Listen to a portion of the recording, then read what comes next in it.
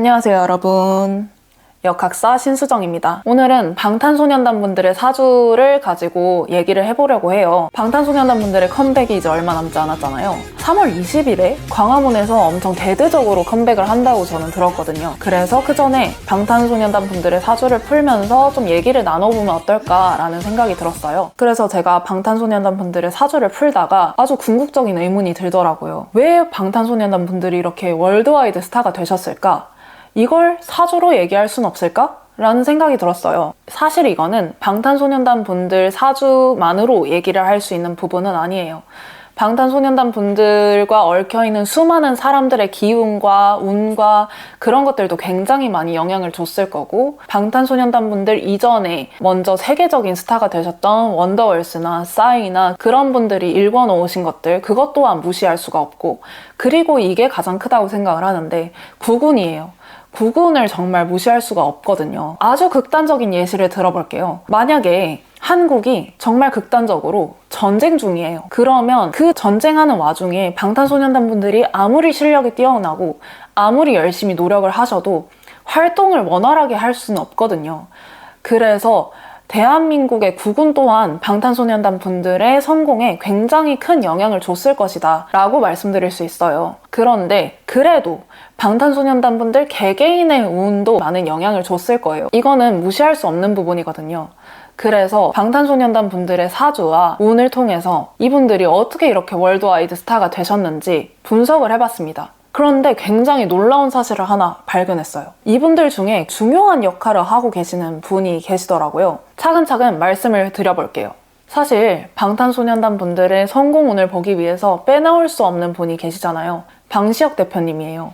일단 먼저 방시혁님의 운을 살펴보면 2005년에 빅히트를 설립을 하셨고 2010년에 RM님을 스카우트 하셨다고 나와요. 신기한 게 방시혁님과 다른 멤버들의 궁합을 제가 다 비교를 해봤단 말이에요. 유일하게 RM님과 동업자 관계로 얽히더라고요. 다른 멤버분들하고는 동업자 관계로 얽히지 않아요. 그래서 보니까 다른 멤버분들은 오디션이나 아니면 캐스팅 담당자나 그런 분들에 의해서 캐스팅이 됐는데 RM님만 직접 스카우트를 하셨다고 나오더라고요. 그래서 이 점이 굉장히 신기하더라고요. 방시혁님과 RM님의 궁합을 이렇게 봤을 때 둘이 이렇게 얽히게 되면 방시혁님의 입장에서는 인기, 자격, 명예 이런 게 따라오게 되고 RM님의 입장에서는 동료가 만들어진대요. RM님의 입장에서는 친구를 뜻하는 글자가 나오고, 그리고 방시혁님의 입장에서는 내가 인정받고 나의 명예가 올라가고 그런 쪽의 글자가 나온단 말이에요. 사주에서는 궁합을 볼 때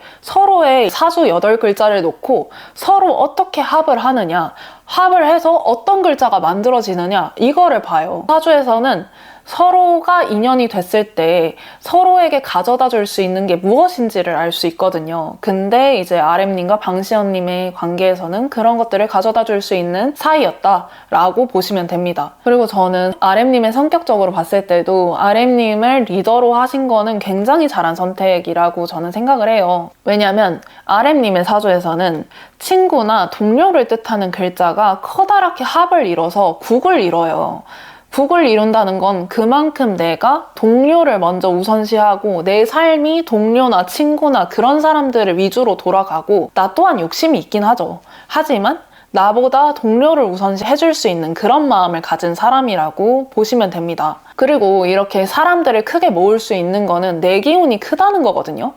진짜 RM님의 사주를 보면 범상치가 않아요. 이것도 많은 역학사나 신점 보는 분들께서 얘기를 많이 하셨을 것 같아요. 다른 영상에서도. 저도 봤을 때 RM님은 굉장히 신강한 사주, 사주에서는 신강한 사주와 신약한 사주로 나뉘기도 하거든요. 굉장히 신강한 사주이시고 이분이 갖고 있는 신살도 예사롭지가 않아요. 들어보세요. 천살, 육해살, 홍염살, 화개살, 양인살, 그리고 형살. 정말 예사롭지 않죠? 이게 다 약간 영적인 것들을 뜻하는 글자거든요. RM님은 정신적으로도 트여있고 영적으로도 트여있는 분이세요. 그리고 이걸 예술적으로 잘 쓰신 분이다 라고 말씀드릴 수 있습니다. RM님은 많은 분들을 품어줄 수 있는 그런 사주를 이미 갖고 태어나셨다라고 보시면 됩니다. 그리고 여기서 신기한 거는 친구를 뜻하는 글자가 나의 인기, 나의 실력, 그런 걸 뜻하는 글자랑 합을 해요. 이건 어떻게 해석을 할 수가 있냐면 실력 있는 친구들과의 합이라고 보셔도 되고, 내가 친구들과 합해서 그래서 나의 실력 또한 올라간다 라고 해석을 하셔도 되는 거예요. 또 이렇게 사주에 사람이 많은 분들은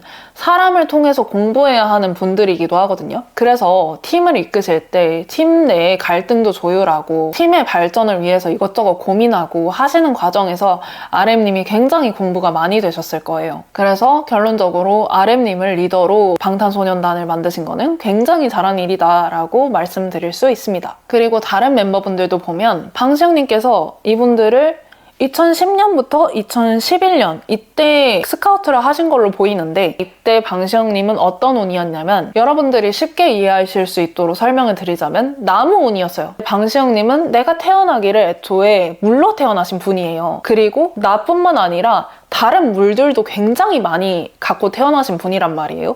그래서 거의 사주에 홍수가 났다고 해도 과언이 아닐 정도로 사주가 물로 많이 구성이 되어 있어요. 근데 나무 운이 들어오는 순간 이 물은 어떻게 하냐면 나무한테 물을 주고 싶어 라는 마음이 들게 됩니다. 이 엄청난 홍수만큼의 물이 그 나무로 싹 빨려 들어가요. 그래서 나무를 막 키우는 운이었단 말이에요.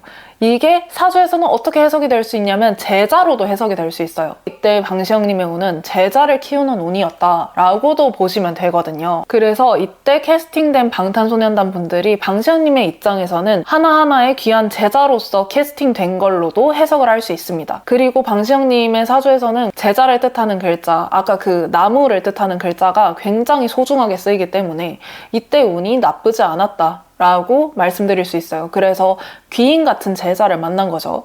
그리고 이제 방탄소년단 분들이 2013년 6월에 이제 데뷔를 하셨더라고요. 이때는 방시영님의 운도 그렇고 방탄소년단 분들의 운도 그렇고 좋다고 하기가 참 힘든 운이었어요. 그래서 어떤 아이돌 그룹이 저한테 상담을 와서 이런 운에 제가 데뷔를 해도 될까요? 빨리 뜰 수 있을까요? 라고 물어보면 저는 이렇게 대답을 했을 것 같아요. 데뷔를 하시더라도 빨리 뜰 생각은 하시지는 말아라. 이때 곡을 좀 더 많이 만들어 놓고 연습량을 좀 많이 하고 그래서 좀 나의 커리어를 많이 올리는 운으로 쓰시라. 이렇게 말씀을 드릴 거거든요. 그래서 저는 이 말씀을 드리고 싶어요. 방탄소년단 분들뿐 아니라 이 영상을 시청하고 계신 모든 분들께 말씀을 드리고 싶은 건 이런 운에는 너무 빨리 성공하려고 하지 말고 너무 조급하게 생각하지 말고 그럼 나만 괴로우니까 그냥 차근차근 쌓아가는 운이라고 생각을 하시면 돼요. 이런 운은 절망하라고 있는 운이 아니에요. 내가 이루고 싶은 것이 있으면 그걸 향해서 달려가는 과정에 있는 운일 뿐이거든요. 실력을 차근차근 쌓아가는 운으로 쓰셔라 라고 저는 말씀을 드리고 싶어요. 그래야 성공하는 운이 왔을 때 크게 빛을 발할 수 있는 거거든요. 이 운을 어떻게 보내느냐에 따라서 그 성공운을 얼마나 큰 성공운으로 쓰냐가 달라지는 거예요. 그래서 방탄소년단 분들도 좀 뜨기는 어려운 이런 운을 어쨌든 계속 앨범을 내시고 계속 작곡도 하시고 춤도 추시고 하시면서 계속 커리어와 실력을 이렇게 다듬어 나가신 거잖아요. 그러니까 좋은 운이 왔을 때 남들보다 더 크게 쓰실 수 있었던 거죠. 이제 드디어 뜨기 시작하신 게 2015년이에요. 2015년이 어떤 때였냐면 아이니즈가 나왔을 때 화양연화 앨범 나왔을 때거든요.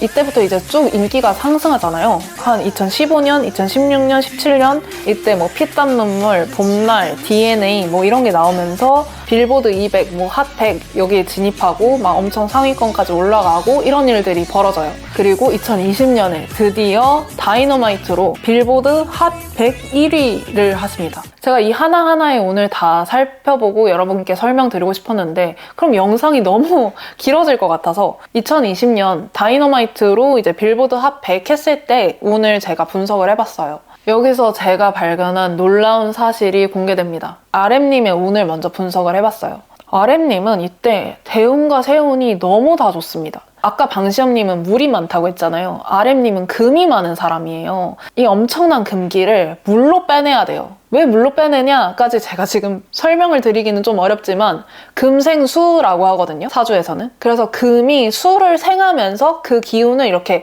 설하는 거예요. 그래서 RM님의 사주에서는 이 물이라는 글자가 굉장히 중요하고 필요한 글자인데 이때 딱 그 글자가 들어옵니다. 그래서 RM님의 사주가 가진 문제점이 싹 해결되는 운이 들어왔어요. 그리고 이때가 어떤 대운이냐면 천라지망 운이라고 해서 하늘이 RM님을 이렇게 지켜보고 있는 운이거든요. 지금까지 노력한 것에 대한 결과가 나오는 운이에요, 실제로. 지금까지 노력을 별로 안 하고 사셨다 하시면은 벌이 내리는 운이고, 노력을 많이 하셨다라고 하시면 그에 상응하는 대가를 얻을 수 있는 그런 운이란 말이에요. 근데 RM님께서는 그에 상응하는 상을 받으셨다라고 저는 생각을 해요. 그 다음은 이제 진님의 운을 분석을 해봤는데, 진님은 대운과 세운이 약간 아쉽게 들어와 있더라고요. 대운에서는 나보다는 친구들이 조금 더 주목을 받는 운이에요. 나보다는 약간 동료들이 주목을 좀 더 받는 운이었다라고 보시면 되는데, 진님께서는 커다란 나무로 태어났는데 이때 또 다른 나무가 나타나서 내가 마실 물을 다른 나무들이랑 나눠 마셔야 되는 운이 들어온 거예요.